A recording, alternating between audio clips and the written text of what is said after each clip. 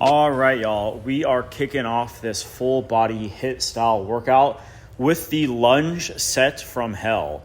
And we did 3 of these with some cardio in between.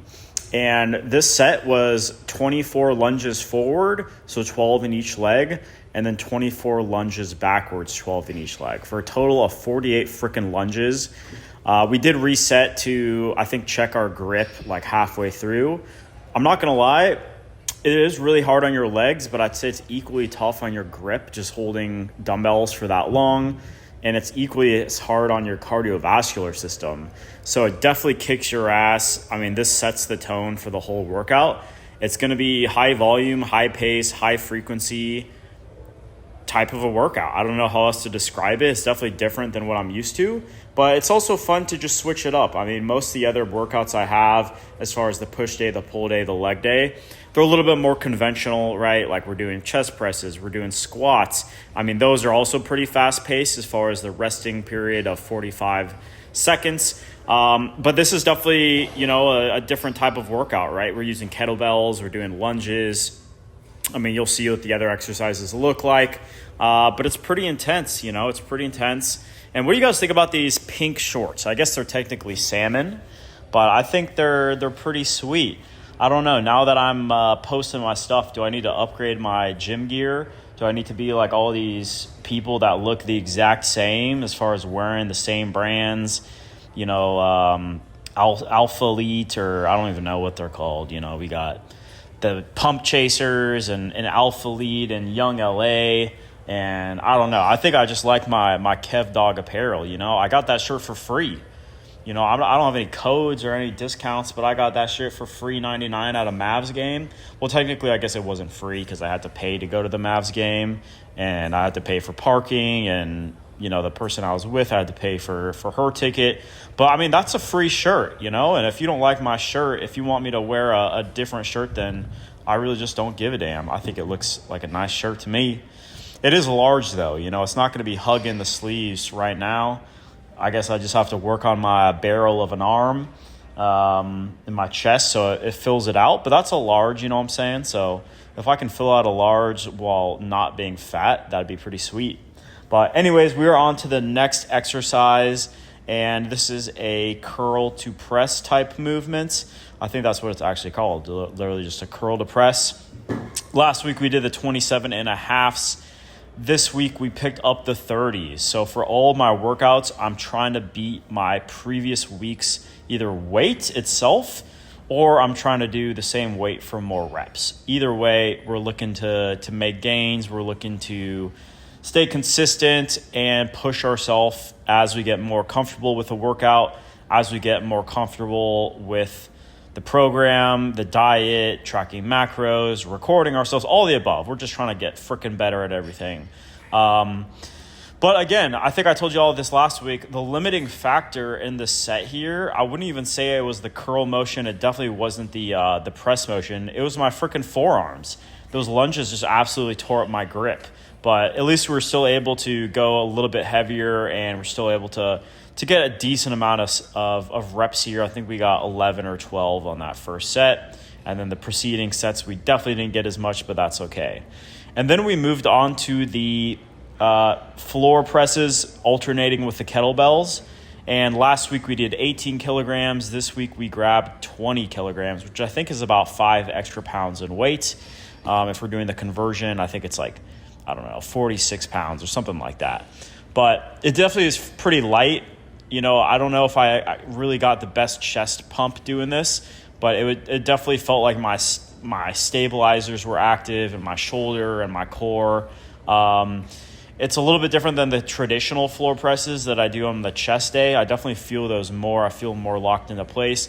This one just still feels weird, so maybe I'll continue to get more comfortable with this movement. It also feels a little bit difficult on your wrists. The kettlebell is essentially just resting against the top of your forearm. So there's kind of pressure not only coming down on your wrist, but it's kind of bending back and down onto your forearm as well. So I don't know. Maybe I'm just a pussy. Excuse my language. Maybe I'm just a puss. but it's all good. Then we had to get up and we had to do a superset, and we're doing rows. And so I got some feedback from my coach when I sent them the video of me doing rows from last week. And he's like, hey, bro, you need to bend down lower, put your head down, and then row to like kind of your hip area, like more of a low row. So you're getting more of your lats involved as opposed to getting more upper back and traps involved. If you're a little bit more upright and you're rowing a little bit like higher on your chest level, if that makes sense. Hopefully I'm describing that all right. And now we moved on to the final superset, which was standing marches. And then we did burpee to kettlebell deadlifts. And we're using the same kettlebell weight right now for the loaded marches as we did for the last superset, which is about 20 kilograms. And not on this set. This was my first set. We did 2 sets of these, back to back. But my second set, my shoulders were definitely really killing me. I could definitely feel like the stability of it. 30 seconds in, my shoulders were definitely getting tender.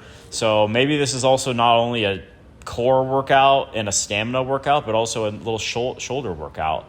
And after that, we dropped those dumbbells, and you guys can't really see them, but we have the 70-pound dumbbells there, and we're doing the kettlebell deadlift with those. That was another adjustment I made for this workout. Last week, we did the dumbbell kettlebell deadlifts with just the same ones we did from the loaded marches, and that really wasn't hard to deadlift that amount of weight. But this time, we tried to grab the heaviest dumbbells possible, in this case, 32 kilograms or 70 pounds in each hand, to make at least the deadlift portion of this more difficult. And again, we were going for 30 seconds. I'm not exactly sure how many reps we got. It's also hard for me to just count all the reps. I usually just go for like 6 to 8 reps, so it's easier to count. But when we're going this high volume, I feel like I'm focusing on so many things, like how to perform and execute the movement, breathing, the filming, like in between, doing the cardio. Like there's just so much shit to consider that sometimes I just forget how to count the weight. All right, y'all, we are back home after the full body workout. What you guys did not see in that workout was an ab circuit that probably lasted about 20 minutes total. There's 2 parts of it. I swear, one of these days I'm gonna film it for you, but we were just so winded today after that workout. We decided not to film that, but we picked up Kodak from Pappy's Pet Lodge, and now we're back home about to eat some lunch. So we got some ground beef, some strawberries, banana, some peanuts for some extra fats. And of course, we gotta stay hydrated. So we're about to smash this. Today is the Final Four game. So it's the number 1 seeds that are playing. I forget the exact matchups, but I know it's like Houston and Florida and Duke and then Auburn. I think those are the 4 teams that are playing. But anyways, we're about to smash this. We also caught up with our trainer. We caught up with a good friend, REA. Those folks are both in Chicago. So wished REA a 30th happy birthday. That's the homie right there. Then John, of course, is the trainer. You guys know John Panos if you guys been watching these videos and staying posted on my Instagram. So I know they had some fun last night. They're getting a little workout in today. I'm not sure if they're doing the same workout that I did today. I probably should have asked them that. But if so, it's probably going to kick their ass just like it kicked mine. But anyways, I'm not sure where we're going to go after this little clip here, but I'll keep y'all posted and I'll see y'all in a bit. Peace. All right, what's up, y'all? It is the next day. It is Sunday. Today is a rest day. So we have just been hanging out and editing videos and studying for the NASM certificate this morning. And we're about to walk the dog and head to the grocery store. So I'll see y'all outside.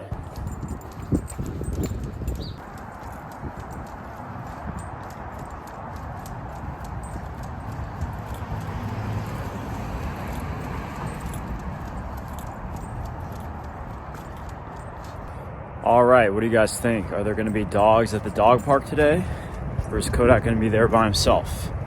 The last few times there have been no dogs there. And it is a little cold, it's probably like 40 degrees today.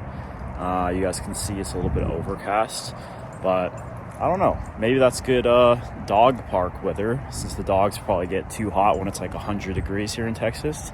Let's find out, I'll show y'all. All right, y'all, there were no dogs at the freaking dog park again. I don't know what's going on. Maybe we're just going at the wrong times. Maybe I have to go after work, but that's when I go to the gym. So I don't know. We'll figure out a way to get Kodak involved at the dog park a little bit more. But We are about to go to the grocery store, so I'll show y'all what we got. Peace. All right, what's up, y'all? We are back from the freaking grocery store. In case you're wondering why I don't have stuff hung up on my walls, there's like literally nothing hung up.